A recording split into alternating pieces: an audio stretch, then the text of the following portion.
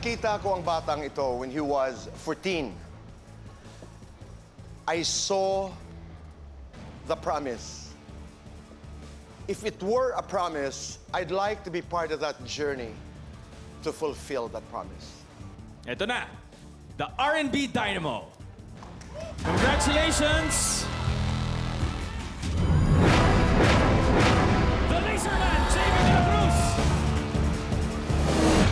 In defeat, parang minsan ang sinisisi ng iba or nangyayari na i-experience ng karamihan is ako kasi I'm not enough. But no eh. It's an opportunity for you to take a step back and take a look of how you can improve on things na hindi mo nagawa ng maayos, how you can do it better the next time, how you can grow and learn from the defeat. As much as possible, parang ayoko na kasi sumali sa singing contest. What made me say yes then, since it's Tito Boy, ang mindset ko is just to do my best in whatever it is I am doing.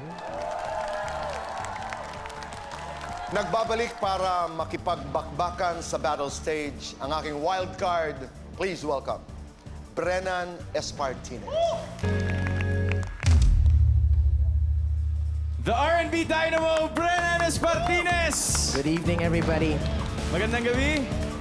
Brennan, lagi nilang sinasabi na sa ganitong klaseng competition, napaka-importante ng song choice.